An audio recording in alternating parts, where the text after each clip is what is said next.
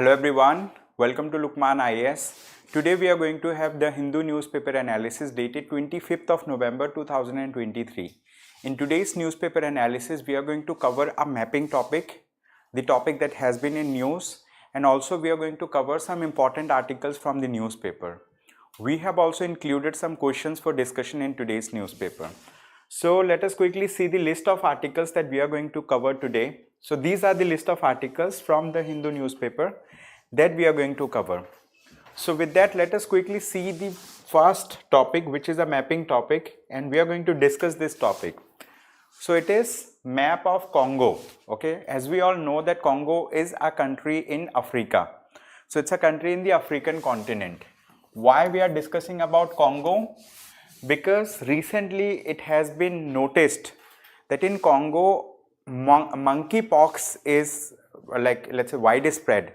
It is spreading in Congo, and the transmission of monkeypox is happening through sexual transmission. So there was an article today. We are going to discuss in that article the details related to it. However, as a mapping topic, we have selected Congo as a country to do a discussion on this, right? So over here, if we see the map of Africa, this is the map of African continent, right? So as we can see, this is African continent. To the east of Africa, we have Indian Ocean, right? Just to the northeast of Africa, we have Red Sea and Arabian Sea. To the north of Africa, we have Mediterranean Sea, right? Mediterranean Sea is of importance this year because Mediterranean Sea shares its maritime border with Israel, with Gaza Strip also. And Gaza Strip and Israel are in news because of the warfare that is going on, right? Hamas-Israel war. So that's why US has stationed some of its, let's say, naval forces in Mediterranean Sea. That makes Mediterranean Sea region important. So what we need to remember is how many countries of Africa has its maritime border with Mediterranean Sea. So in your free time, you can locate name of these countries, and these countries have also been in news because of recent cyclones that have impacted, let's say, some of these countries. And if we talk about to the west of Africa, we have Atlantic Ocean, which is, let's say, South Atlantic Ocean, and over here we have North Atlantic Ocean, like that. Africa is the continent through which all the important lines pass. Important lines means when we talk about equator, equator is a line that divides the globe into two major halves, the northern hemisphere and the southern hemisphere. Okay, so if I quickly draw the map of the earth, let's say, this is earth, there's a line, this is 0 degree line, this is known as equator. It divides the earth into two major halves, the northern hemisphere and the southern hemisphere. Okay, northern hemisphere and southern hemisphere. There is another line to the north and to the south. Okay, to the north it is 23.5 degree, and to the south, right, it is 23.5 degrees south. These lines are known as Tropic of Cancer in case of northern hemisphere and Tropic of Capricorn in case of southern hemisphere. Tropic of Cancer and Tropic of Capricorn are those lines, right, up to which the sunlight falls vertically. For example, on the earth, sunlight falls vertically on the equator, and up to this particular extent, right, till the Tropic of Capricorn, the sunlight falls vertically. Till the Tropic of Cancer also, right, the sunlight falls vertically. So this is the significance, this is the geographical significance of it. So good afternoon, Chirag. Thank you so much for joining online. Now we have, let's say, this is a continent, African continent. As we can see, Tropic of Cancer passes through northern Africa, equator passes through the middle Africa, and Tropic of Capricorn passes through the southern Africa, okay, south portion of Africa. So when we talk about Congo, so name of this country is, official name is Democratic Republic of Congo. What? Its name is Democratic Republic of Congo. So this is the map of Congo, right?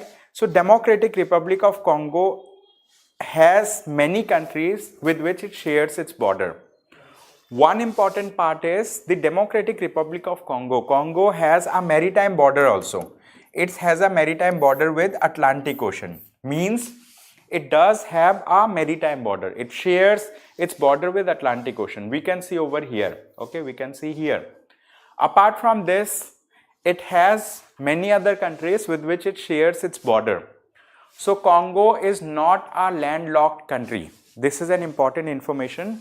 Congo is not a landlocked country. Landlocked countries are those countries that are shared by, like, that shares its border with other countries, like, that are landlocked totally. But like, this is not a landlocked country. Why? Because it has its maritime border with Atlantic Ocean. So what are the countries with which Congo shares its border with? So we are going to locate name of those countries quickly with which Congo shares its border. So over here, we are talking about Democratic Republic of Congo, the central portion of it. Then we also have another country, its name is Republic of Congo. Are you understanding? Republic of Congo. Republic of Congo is another country and Democratic Republic of Congo is another country. They are two separate countries.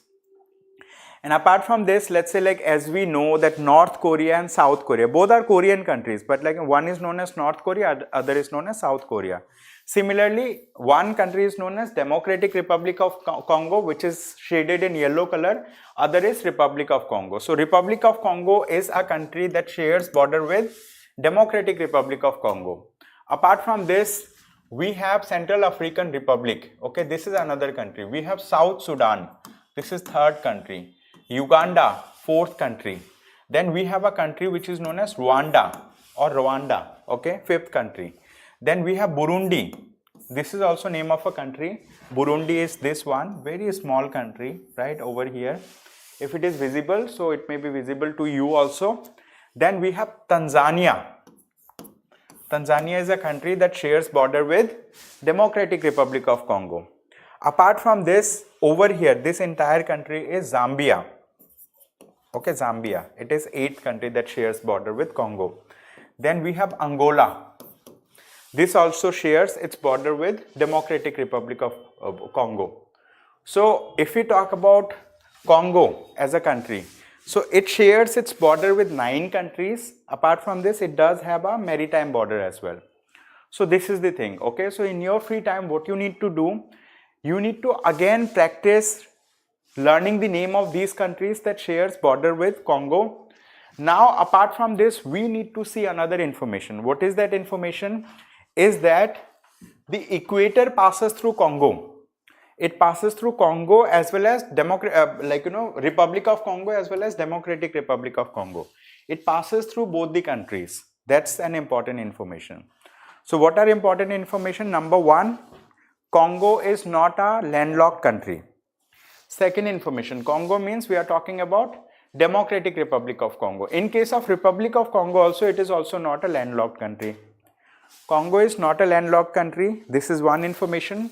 Second information is Congo, the equator passes through Congo. Equator passes through Congo. Third information is Congo does not share its border with Lake Victoria. Lake Victoria is, let's say, the largest lake in Africa. This is a very famous lake, but the thing is, Lake Victoria does not share its border with Congo. This is third information. These three are very, very important information. The equator passes through it, number one. Number two, it is not a landlocked country. Number three, Lake Victoria does not share its border with Congo. These are the things. Then you need to remember the name of these 9 countries that share border with Congo. Okay, so that will be an important information, because in UPSC we don't know how they are going to ask a question on mapping. Generally they ask those questions that students find it very difficult to answer. So to answer those questions, you need to regularly practice mapping, right? You need to regularly practice one mapping topic every day. That is what precisely we are trying to do every day, right? So along with Hindu analysis, we are taking a mapping topic and we are discussing it to give you a perspective related to this. So with this, we came to the first article of the day. This article says need for climate smart agriculture in India, right? Need for climate smart agriculture in India. We are going to discuss about this topic in detail quickly, right? So this is topic number 1.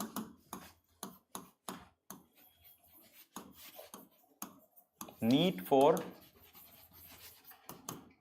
climate smart agriculture in India.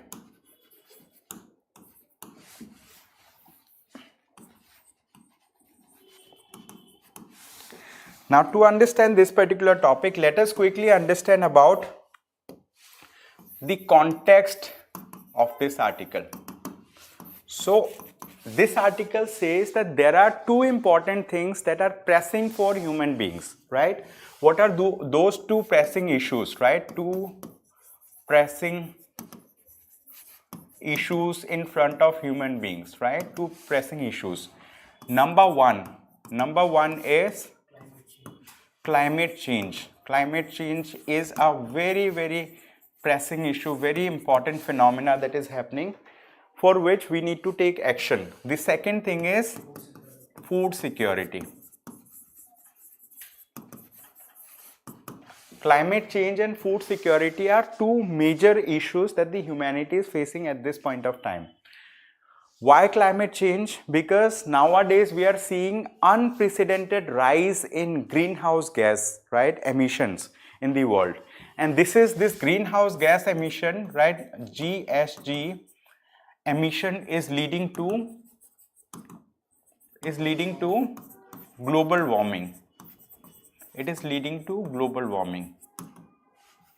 And since it is leading to global warming, so we are very near to breach the Paris Agreement, right? We are very near to breach the Paris Agreement, as we discussed. In Paris Agreement, right, so there was a conference of parties in 2015. So two things have been agreed in Paris Agreement, that the world will not let the global temperature to go beyond 1.5 degrees centigrade as compared to pre-industrial level.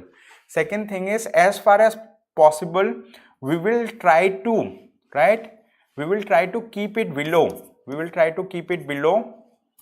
2 degrees centigrade, right, 2 degrees centigrade by 2100. Yesterday also there was an article related to global warming. Global warming is a very important thing, and here they are talking about, related to climate change, we are going to have COP28. The COP28 will be will be happening in where? Dubai very soon. So Conference of Parties to the United Nations Framework Convention on Climate Change is going to happen in Dubai. Dubai is in United Arab Emirates, UAE, right? So this is the thing. Now if we talk about food security, why it is important?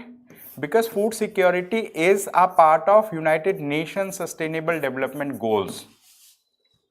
One of the United Nations Sustainable Development Goals says zero hunger, no poverty, zero hunger. So this is SDG 2. SDG 2 says zero hunger, I think. One says no poverty. Second says zero hunger. So that's the thing. Food security is associated with zero hunger. What we want, that like people should not sleep hungry in the entire world. Nowhere in the world should people sleep hungry. So zero hunger is a target of the United Nations Sustainable Development Goal, to which India is also a party. India is also a party to it. So as part of SDGs, there are 17 goals. And it has 169 targets. So these sustainable development goals are to be achieved by different countries, right? And these have to be implemented from 2015 to 2030, right? So this is global agenda as part of United Nations Sustainable Development Goal. Now when we talk about climate change and food security together, means climate is changing, this situation is aggravating. Because of climate change, we are losing different kind of food crops because they are not able to withstand with the changing climate. So what we need to do, we need to have those food production systems. We need to have food production systems that are what? Resilient to climate change. Number one, that are resilient to climate change. Number 2, that can adapt to changing climate. That can adapt to changing climate.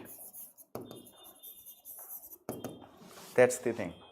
So when we talk about food security means we need to make food available to all the people in the world, right? And since the global population is increasing, there is a unidirectional trend of population. When we talk about population, right? When we talk about the global population, so let me write this particular thing. When we talk about global population, so global population is moving in an unidirectional manner.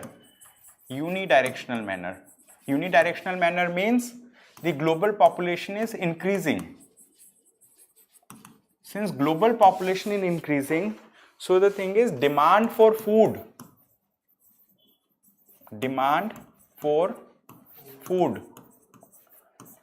is also increasing.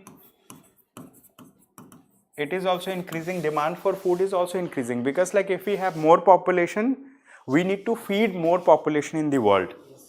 If demand for food is increasing, but the thing is, if we talk about the food production systems,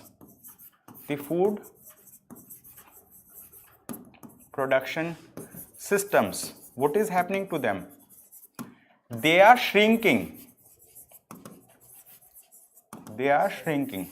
Shrinking means globally there is a trend among people. For example, if there is a person who is a farmer never wants his children to be farmers. He wants his children to take up other businesses that are there.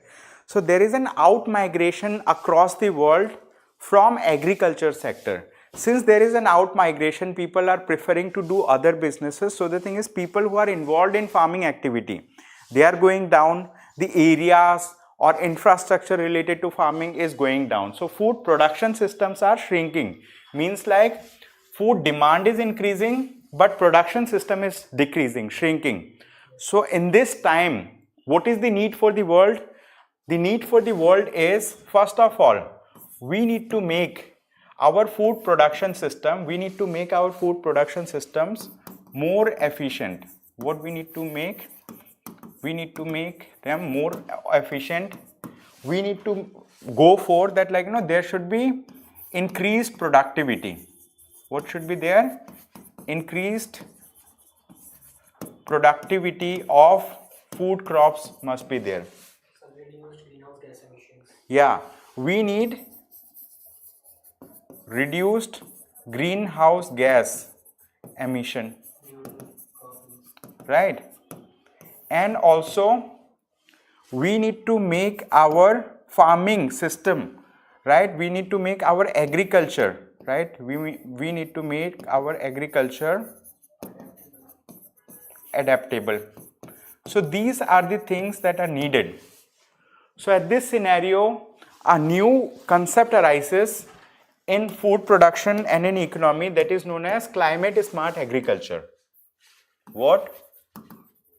Climate smart agriculture, right? So climate smart agriculture is the need of the hour. But what do we mean by climate smart agriculture? We need to understand this particular thing. In this article, they have mentioned about 3 important aspects of climate smart agriculture. What are those 3 important aspects? Number 1, it says increased agricultural productivity and incomes, right? So number 1, that we need to sustainably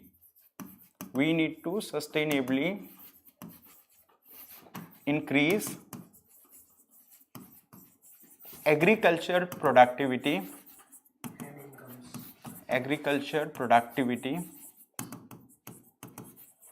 and incomes of farmers.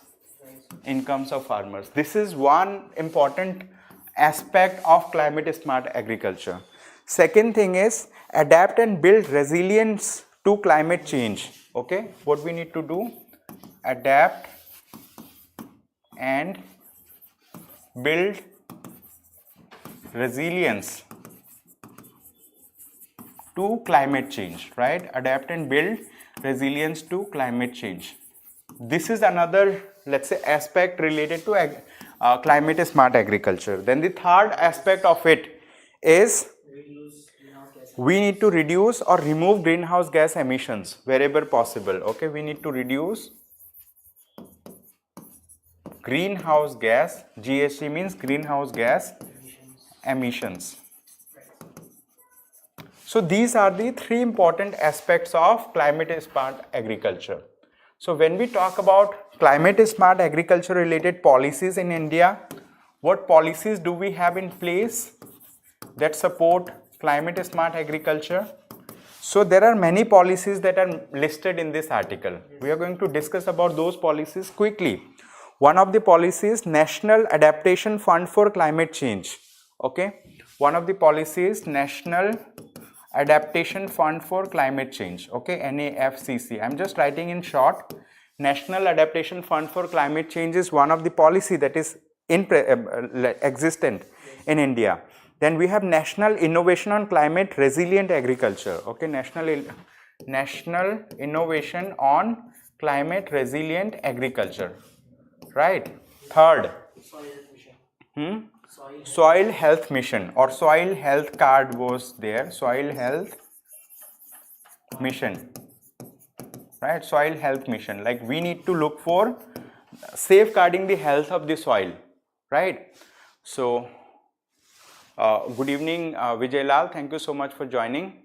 Then we have Soil Health Card is another aspect. Then we have Pradhan Mantri Krishi Sinchai Yojana.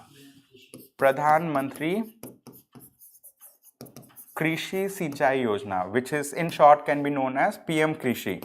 Krishi Sinchai Yojana means it is an irrigation policy of the government of India through which government of India wants to provide facilities to the farmers so that they can irrigate their fields in a better manner. Okay, so that's the thing. So this is another policy that is in existence. Apart from this, we have Biotech Kisan. Biotech Kisan is another very important. Biotech Kisan. Then we have another aspect related to this. This is Climate Smart Village. Climate Smart Village. So these are the policies that the government of India has launched. These policies are addressing one or other aspect related to, let's say, like climate change that helps in the agricultural sector. Okay, this is the thing. Means like climate smart agriculture is a broad connotation. It talks about adopting different strategies at different places. So the thing is, climate smart agriculture is an umbrella term, and every region of the country, maybe in India there are different regions. Every region has a different requirement. Somewhere we have drought. Drought is also climate led phenomena. When we have less rainfall, it leads to drought. So related to drought, we need to adapt a different kind of strategy in those areas, right, that are drought prone. There can be areas that are flood prone area. There also we need to go for agriculture. But the solution for the flood prone area and for the drought prone area will be different, right? Similarly, temperature requirements for agriculture is different at different places for different crops. So climate smart agriculture says that, like, we need to adopt those agricultural like practices that are sustainable, that are adaptive to the climate change, and in fact that are resilient to the climate change. But the thing is, like, we cannot always think of, let's say, going for the solution. We need to address the root cause of the problem. The root cause of the problem is global warming, greenhouse gas emission, how we can reduce that. And for reducing that, different countries are coming together in the Conference of Parties COP28. So they will talk about how, let's say, like, they are going to go ahead with this. And so these Conference of Parties that are held every year, they not only, let's say, like, discuss about those things, discuss and deliberate, but the thing is, like, they generate awareness among the masses, awareness among the leaders, so that, like, those people in their own country can take proactive measures, can take those measures that are needed, right, to mitigate the climate change, right, to mitigate the effects of climate change. This is the thing. Yes, you had some question? Yes, sir. So this biotech Kisan Sir, like, is it promoting GM crops? Because the term has biotech. So, like, Yeah, climate maybe engineering- biotech kisan means like, it may be promoting the GM crops, but like for GM crop, right, for approval of GM crop, we do have Genetic Engineering Appraisal Committee, GEAC. So this committee actually looks into the pros and cons of every GM crop. They see whether it is healthy for the citizens or not.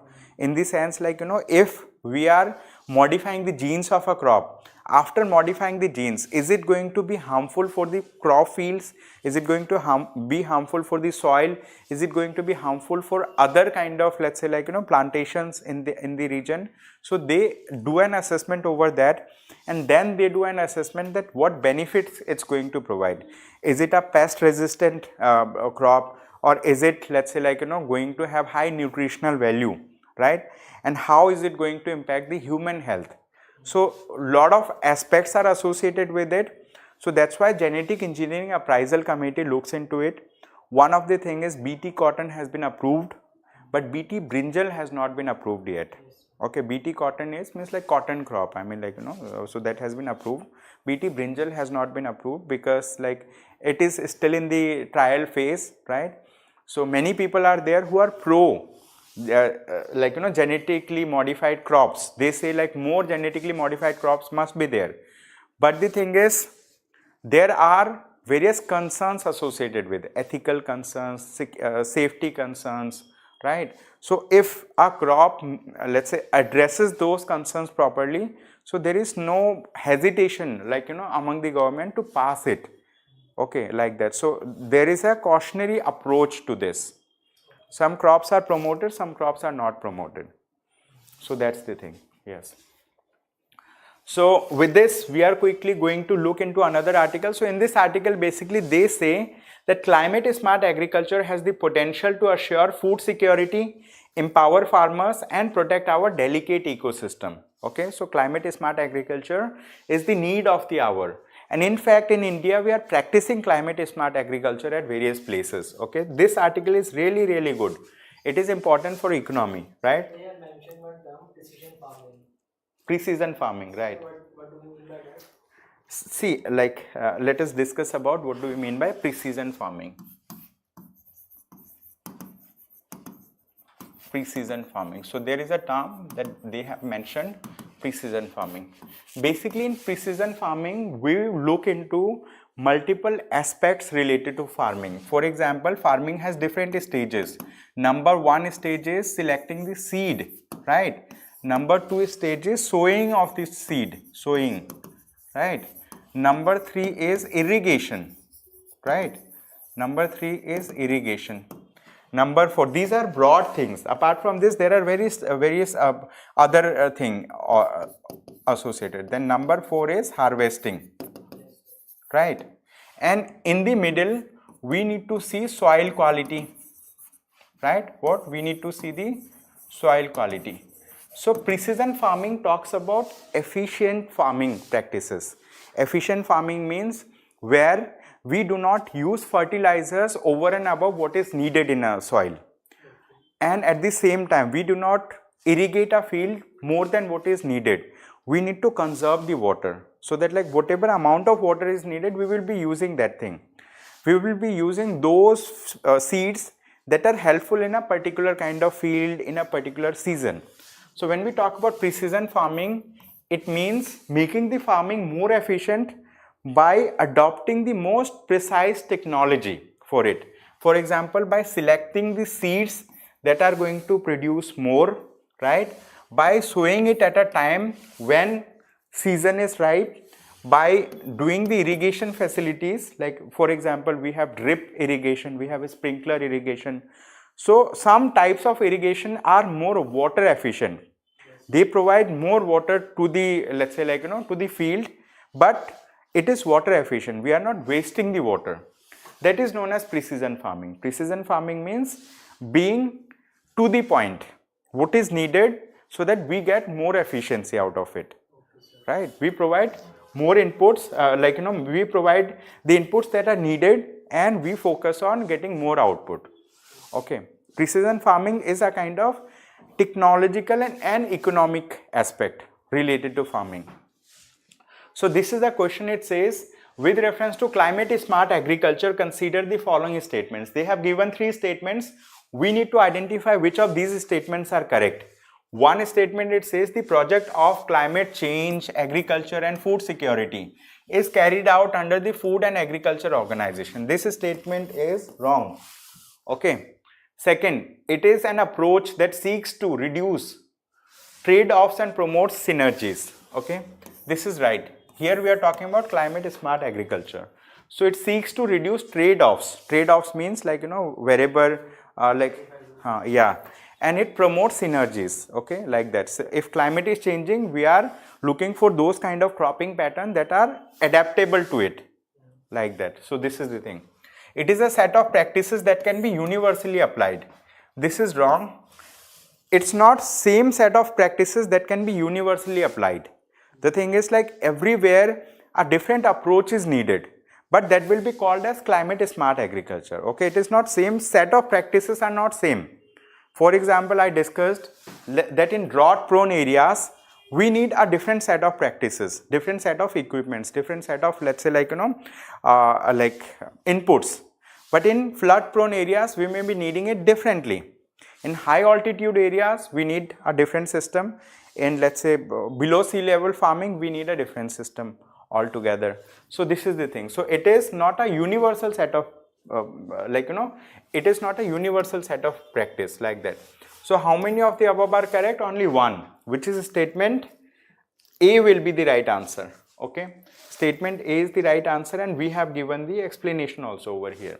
So first is incorrect because this climate change, agriculture and food security is carried out under the consultative group on international agricultural research. The headquarters of consultative group of international agricultural research is in France, this Montpellier, France. Okay, and other information is mentioned over here. This is the thing. So climate smart agriculture is not universally adopted. It is, let's say, CSA is not a set of practices that can be universally applied, but rather an approach that involves different elements that are embedded in local context, like that. So now we have another article. This article is again good. This article says the inhuman decision to expel Afghan refugees. So what is happening? Since Afghanistan, Taliban government came in power. So Taliban government has expelled the US-led forces over there. They have, let's say, expelled the US dominated president from the seat. And after this, let's say, like, in Pakistan, so Pakistani people were seeking support for eliminating a terror group which is known as Tehreek-e-Taliban Pakistan, TTP. But the thing is, Afghanistan has not done so.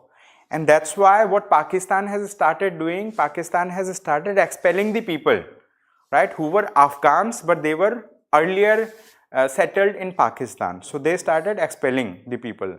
So these Afghan people are being expelled from Pakistan. And the thing is, many of those people have stayed their lifelong in, let's say, Pakistan. So some of the children who were born in Pakistan, but like they were descendants of Afghanistan. They are doing schooling, they are going to colleges. So these all people are being expelled from Pakistan. Many people are there who have settled their businesses in Pakistan, but they are also being expelled. And those people who are being expelled, so there is a maximum limit of amount that these people can carry with them to Pakistan. So they have said, like, they can carry 50,000 rupees. Rupees means, like, in terms of Pakistani rupee, like that. So they can carry 50,000 rupee, no matter how much wealth they have created in Pakistan. So in this article, they say that the decision of the Pakistani government, right, is incorrect in expelling the Afghan refugees. Okay, it is incorrect. And they have taken this particular decision, right, in a heat of a movement, because like Afghan government, they do not abide by whatever pressure you put in, right, international pressure, because Afghani people have shown it.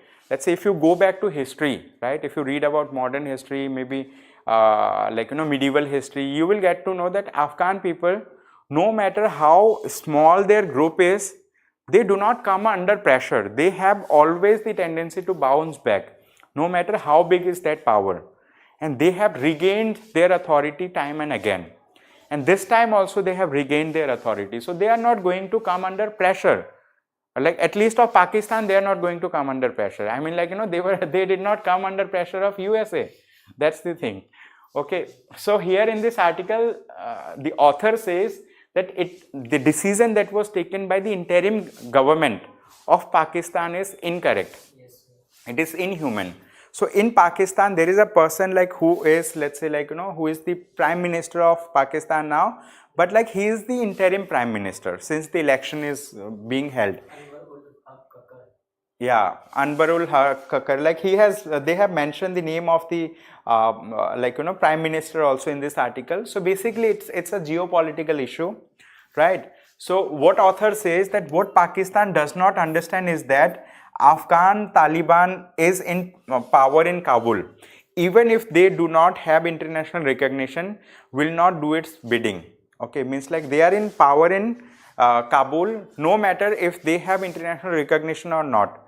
They are not going to come under pressure of Pakistan, like whatever Pakistan says. Pakistan thinks that, let's say, like we have helped them, right? We have, let's say, nurtured Afghani people for a long time, Talibani people, so they should reciprocate, but they are not reciprocating. So even they have, have the Taliban group also. Yeah, like in this, yeah, right.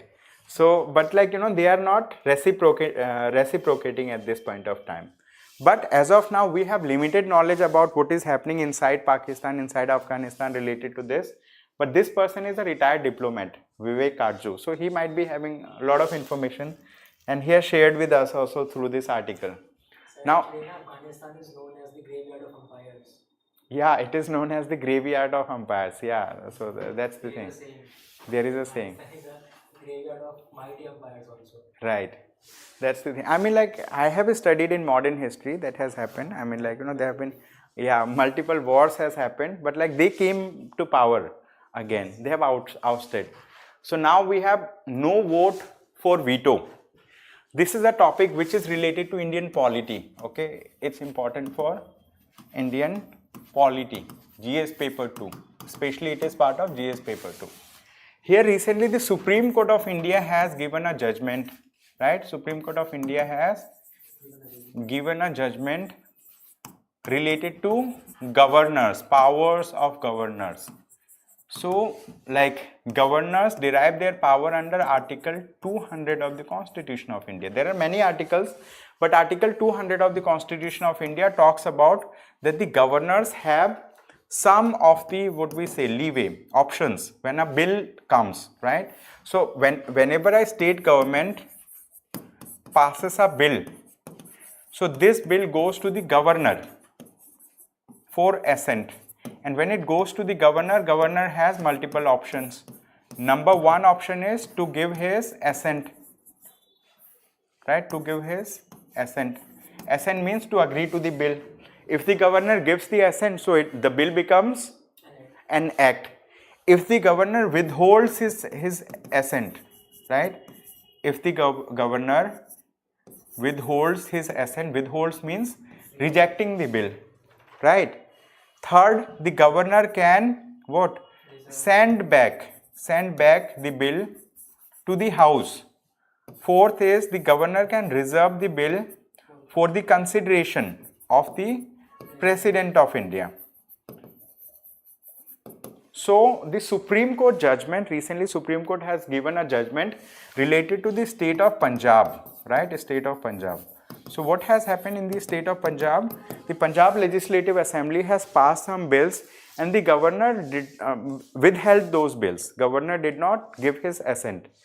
Governor says that those, the Punjab State Legislative Assembly, so they have, let's say, adjourned the house and the speaker has repromulgated the house, means a speaker has, let's say, called for a special session, and in that special session they have passed the bill. But Supreme Court of India says there is a difference between prorogation and adjournment. Adjournment is something which can be done by the speaker. Prorogation is something which can be done by the governor. So the thing is, this should not be taken as a rescue measure for the governor to withhold the bills. Basically, in the Constitution of India, it is mentioned that the governor should act in aid and advice of the Council of Ministers. Right? Council of Ministers.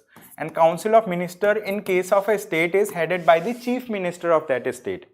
So governor should generally give assent. So in this article, basically, the Supreme Court of India has said that governor do not have any veto power. Why? If governor gives his assent, that's good. If governor withholds his assent, the house may pass that thing again, right? If governor sends it back to the house for, let's say, some changes, but house may accept those changes, they can modify the bill, or they can, without modifying the bill, they can pass it again. If it is passed again, so the governor should give his assent, and governor cannot send back a bill that is a money bill. That is the thing. So in this article, the author has said that Supreme Court has done well to remove the veto powers of the governor. And the Supreme Court of India has also said to the governor of Tamil Nadu, governor of Kerala, today there is an article that you take information from this judgment related to this. So this is going to act as a precedent. Precedent means a judgment has been passed and future cases will be seen in the light of this particular judgment, like that. Okay, so this is a good article. So what you need to know after attending this discussion, go to the Constitution of India, see the bare act of the Constitution of India and identify all those articles that are related to the governors. Read all those articles so that you understand what is there in those articles, right? How a governor is appointed, what authority governor has, we have discussed. Read about various things wherever governor is mentioned in the Constitution, right? So now we have another article. It says center exempts cert in from the purview of RTI Act. RTI Act means Right to Information Act. What? Right to Information Act. This Right to Information Act of 2005 is a very strong legislation because here the citizens or public in India, they can seek information from the government. Okay, they can seek information from government, right, related to various activities of the government. So this makes the government accountable. This makes the government transparent. As part of the Right to Information Act, there are clauses that mentions that the government of India or government of state governments also, they should voluntarily disclose some of the information. Some of the information should be in public domain and other information should be provided whenever the citizens demand for it under an RTI application. But the thing is, the government, the central government or state government, they do have some kind of let's say immunity to it in some special cases. What are those special cases? Whenever there is an agency that is related to that is working in anti-terrorism related activities, that is, let's say, for example, there are many agencies that are, let's say, immune from the purview of the RTI Act. So there are around 20 other intelligence agencies and security organizations that are established by union government. These include the Intelligence Bureau, Research and Analysis Wing, RAW, Directorate of Enforcement, National Technical Research Organization, right? So they are exempted from the RTI Act. And recently the government of India has exempted this particular organization also, which is known as CERT-IN, Computer Emergency Response Team of India. So this is a team which is working in cyber security. So whenever there is a cyber threat to any organization of the government of India, so this authority comes in picture. So this is a proactive agency that keeps on seeing whether there is any threat, there is a possibility of any threat. In case of a threat, in that case, this organization comes in picture. In this article, they have talked about the AIMS, All India Institute of Medical Sciences. So in AIMS, what has happened means there have been attacks on the main server, healthcare server of the All India Institute of Medical Science. So Sat-in came in picture. So they were able to safeguard that particular thing, although it took a struggle of few days, but they were able to safeguard the healthcare related information from cyber threat or cyber attack. There are other organizations also that are exempted from the RTI Act. These include, let's say, like DRDO, Defense Research and Development Organization, Border Roads Development Board, and there are other strategic command forces, etc. So the defense establishments, right, intelligence bureau, these things are exempted from the RTI Act. Okay, so it says CERT-in is India's nodal agency that responds to computer security breaches. And recently a computer security breach has happened. The website of ICMR, the system of ICMR has been hacked, and after then the Aadhaar details of citizens have been hacked from here. These are not only Aadhaar details, but let's say personally identifiable information of Indian citizens were sold in the dark web. So there is a US based security agency. So that agency has, let's say, reported about it. Okay, so ICMR system have been hacked, and many personally identifiable information of Indian citizens have been sold over there. So this is a breach to the right to privacy of Indian citizens. Yes. That's the thing. Now we have another article. This article says trust between India and Australia will help Indo-Pacific region. So India and Australia are very, let's say, diplomatically connected countries. They share good, strong relations. We keep on conducting, let's say, bilateral naval exercises, bilateral air force exercises, tri-services exercises as well with Australia. And Australia is a good partner of India.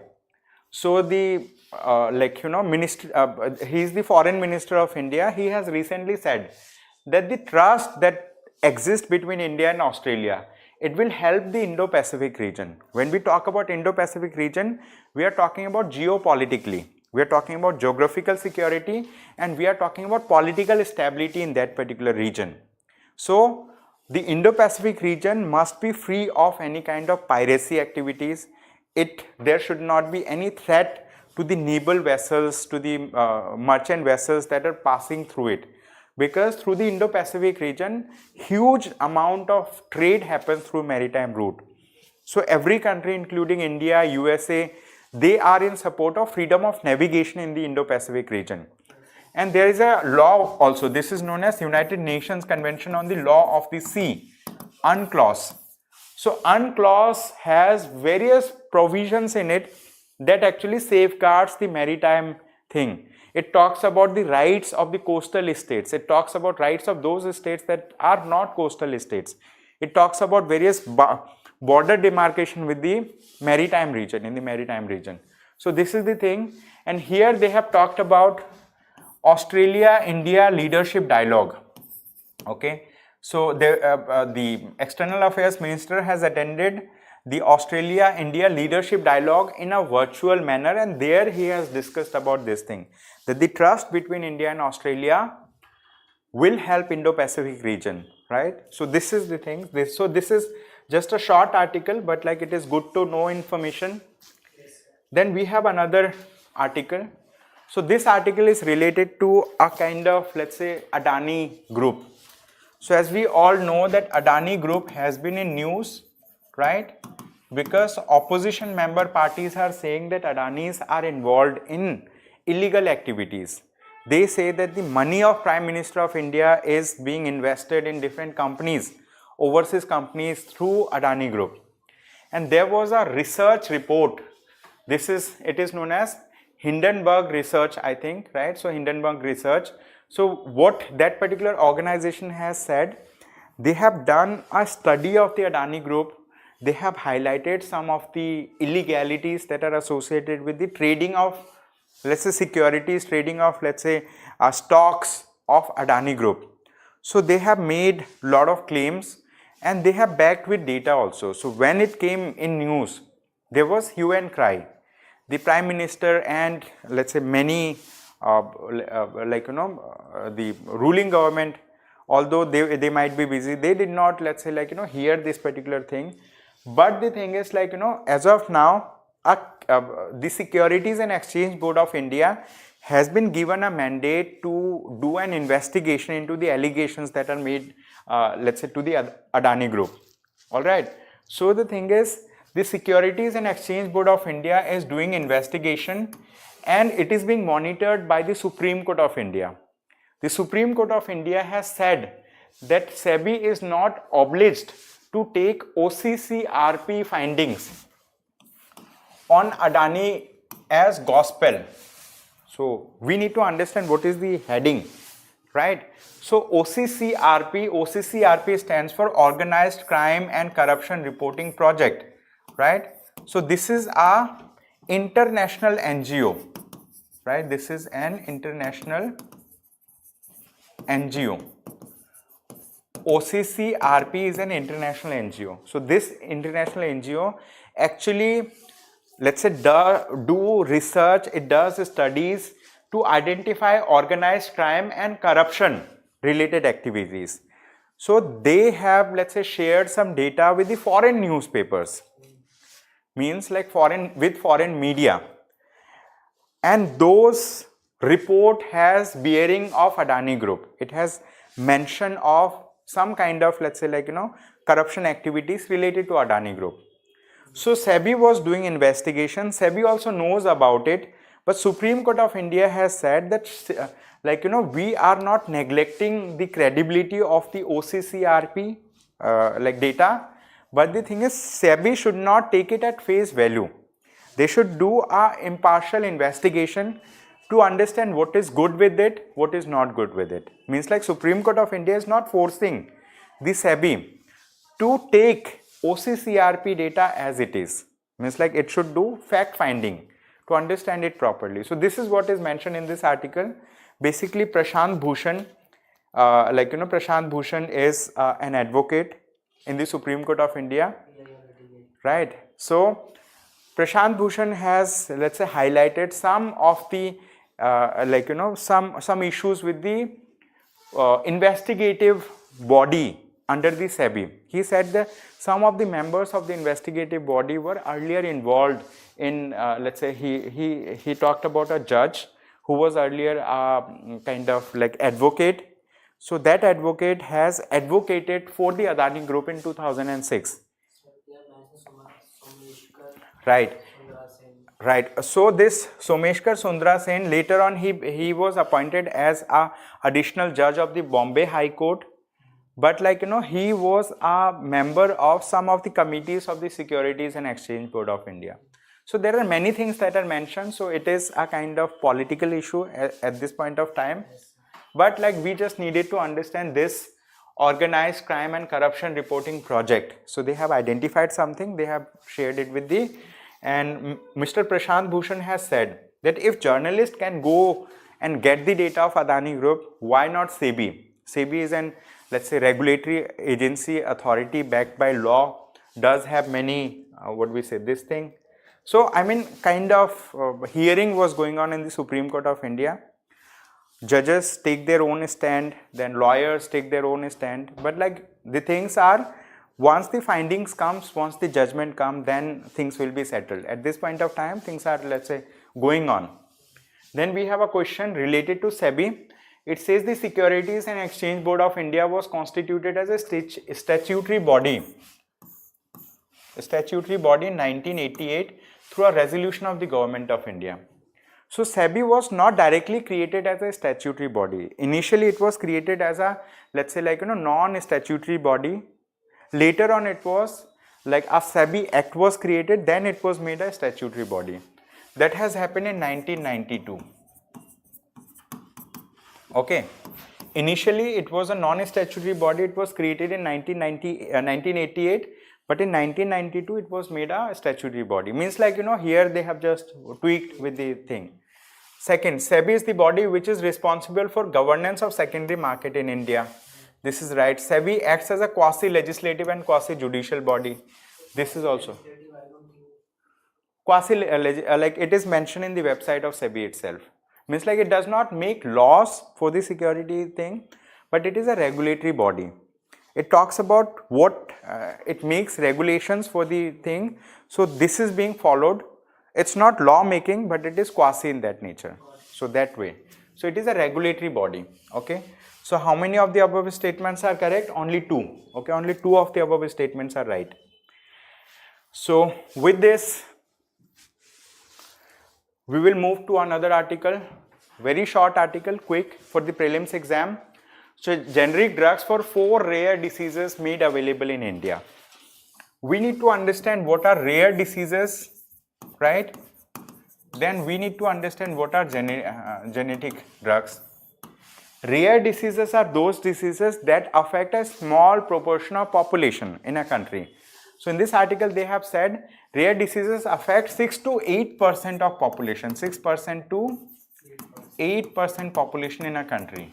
So there are many rare diseases, right? Some of the rare diseases are mentioned over here, right? So I'm going to discuss about them, and they have launched generic medicines, right? They have launched what? Generic medicines for these rare diseases. Now there is a debate between generic medicine and branded medicine. What? Generic medicine and branded medicine.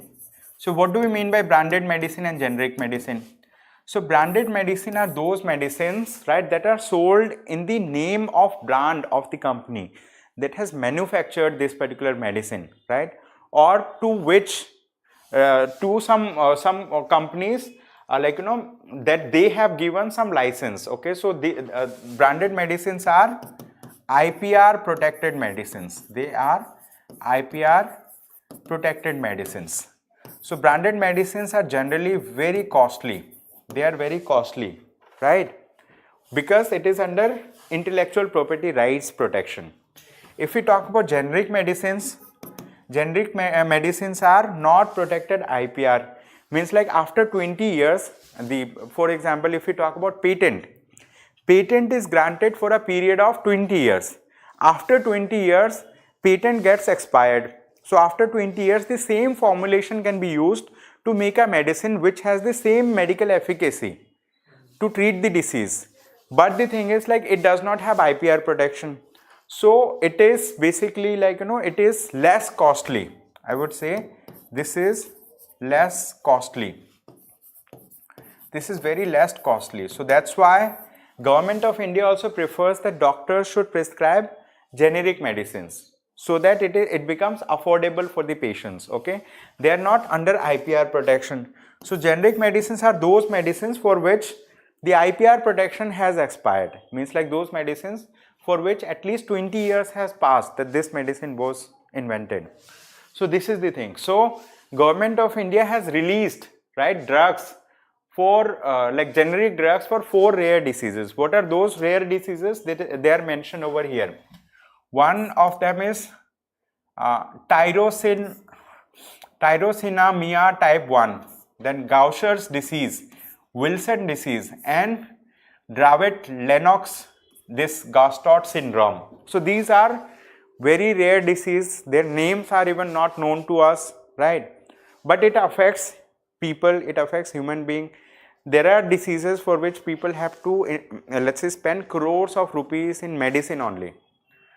Since generic medicines are being made available for them, so the cost will come down, right? Heavily the cost will come down. Whatever was earlier available in crores, now it will be available in lakhs, like that. So that's the thing. I mean, like, there are some kind of rare diseases for which normal treatment is not available, right? A person who can afford, right? A person who can afford, they can get treatment. Otherwise, like, person may die. That's the thing. That becomes problem. And even if you get a health insurance, in every health insurance there is a capping that 5 lakh, 15 lakh, 25 lakh, 50 lakh, like that, right? Means like they also know there can be rare diseases for which, I mean, like, cost may go exceptionally high, right? Out of pocket expenditure will go up. Then WHO confirms sexual spread of Mpox. Mpox means monkeypox in Congo for the first time. So we have discussed about Congo. Where is it located? We have done a mapping of Congo. So World Health Organization said it has confirmed sexual transmission. There was sexual transmission of monkeypox in Congo for the first time, as the country experienced its biggest ever outbreak, which has infected over 12,500 people and about 580 people died. So this is just a news item. We just need to understand. After this discussion, all you need to do is you need to learn about what is monkeypox. Learn about monkeypox and then it will help you. Then we have another very small article. It says Kim Jong-un. So he is the leader of North Korea. He celebrated North Korea's new space power. So basically North Korea has launched some satellites into the orbit of Earth, and these satellites have reconnaissance facility. They can be used for spying over other countries or to safeguard their own territory. So that's the thing. So North Korean leader Kim Jong also. What is the name of the this satellite that was launched? It is known as Malikyong-1. Okay, so this is a Pyongyang's launch of this Tuesday. So it is a kind of a spying satellite. Okay, they have a power of reconnaissance power. However, this is not the first launch. They have done multiple launches. Earlier it failed, but this time they succeeded. That's why Kim Jong-un is very happy. Otherwise, I don't know what he might have done to the previous scientists who failed. So means we know very less about North Korea. I mean, yes. So people always say negative things about North Korea, dictatorship kind of thing. Now we have another topic. This topic is from economy section. It says, failing recovery, delay in resolution dent IBC's success. So IBC means Insolvency and Bankruptcy Code of India. So for insolvency and bankruptcy related thing, the government of India has created a board in 2016. So that is Insolvency and Bankruptcy Board of India they have created. This board will help the companies to liquidate their assets in case their assets are financially stressed. For example, there is a company, this company may have taken a lot of loans, this company is involved in a lot of businesses, but there can be a situation that this company is not able to pay back to its let's say investors, right? Pay back to the lenders for whom they have borrowed. This company wants to close down. Earlier in India, there were a lot of lot of hurdles in closing down a business, right? It used to take huge amount of time. So the quality of asset used to degrade further. Now with this particular thing, in this article they have said that failing recovery, delay in resolution dent IBC's success.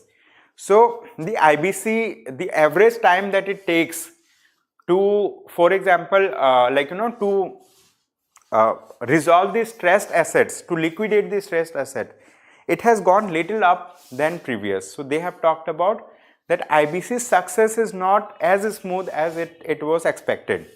So they say limited judicial bench strength. There are multiple reasons also. The judicial bench that looks into those cases, so they have limited strength, less number of judges are there. So because less number of people are there, so that's one of the problem. They have talked about two problems, okay, in this article. They have talked about two problems in this article related to this. First is limited judicial bench strength and delays in identification and acknowledgement of default. Second is significant delay in the pre-IBC admission stage. Before a case is admitted at IBC, there are huge delay. That's also a reason. So in this article, basically they have talked about this particular thing. They have given a lot of information, statistics also. Yes, sir. But this is all in this article, right? There is not much. So thank you so much everyone for attending today's session. I hope you have a good day ahead. Thank you.